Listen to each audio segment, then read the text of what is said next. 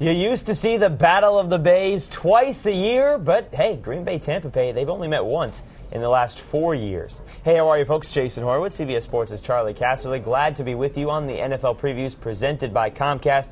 Green Bay, the Packers 2-1, the Buccaneers 2-1, and let's start with Tampa Bay because a comeback win in overtime, beating Chicago last week, and they did it with Brian Griese throwing the 5th most passes in a single NFL game, 67.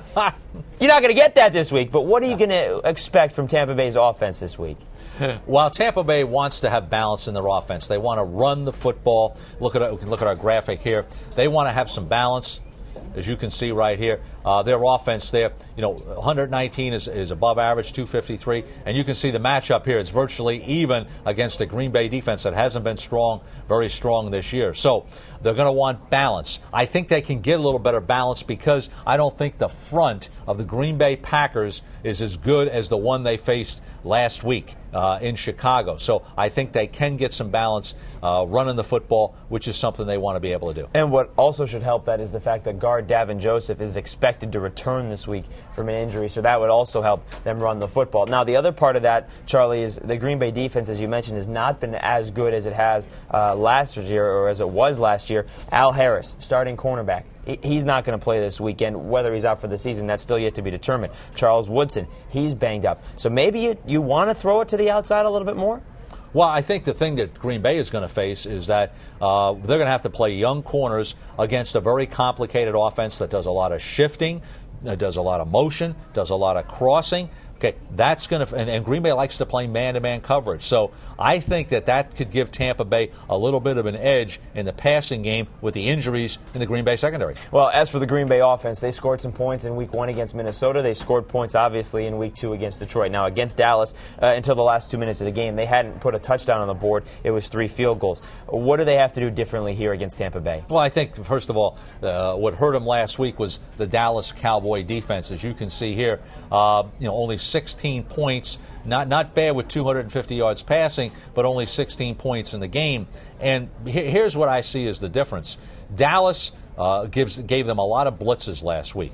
I think Dallas has a better pass rush than Tampa Bay, a much more imposing pass rush. I think Tampa Bay was hurt last week in the secondary when Albert Mack was suspended. Aqib Talib was injured. Mack will be back. Talib, we think he might have a chance to play in this game, but of course he's missed some time. I like the Green Bay matchup at wide receiver versus the Tampa Bay secondary. I don't think they'll face the same pass rush they faced last week. I think they'll be able to score some points and move the ball through the air. Yeah, they do. But I don't think I think they'll struggle running the ball, though. Well, that has been a problem. Ryan Grant's health has been a huge problem, and he has not been the type of guy that last year, over the last 10 games of the season, was second in the NFL in rushing yards and averaged more than 5 yards a carry. He has really struggled this season in terms of the fact that he has not been able to play. Charlie, what's the matchup you're looking for in this game? Well, I think the thing that on the matchup, what we're looking for here is when you've got the Tampa Bay.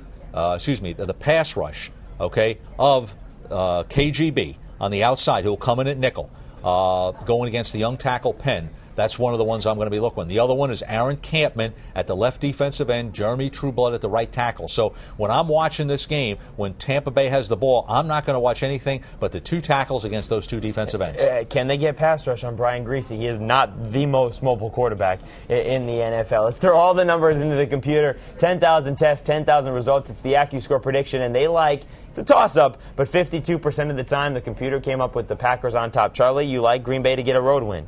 I do, but this is a tough one. I can see where the computer had this one virtually dead even. I think where I'm going to throw the edge is in the Green Bay passing attack, making big plays against the Tampa secondary. Tampa's using more man-to-man coverage. They're coming with more blitzes. I don't think they're as effective at it as the Cowboys. I think Green Bay will make enough big plays in the passing game versus not enough big plays for the Tampa Bay Buccaneers. Green Bay to win. All right, Green Bay to win. They are just 1-5 though at Raymond James Stadium. 1-5 in now Tampa. You tell me that. I wanted to throw it in afterwards. 1-5 since the Buccaneers opened their new stadium there in Tampa. Of course, it's a 1 o'clock Eastern start. For more on this game or any other in Week 4, be sure to stay with CBSSports.com. Watch everything else on the CBS Audience Network. For Charley Casserly, the surprise Charley Casserly, I'm Jason Horowitz. Take care, folks.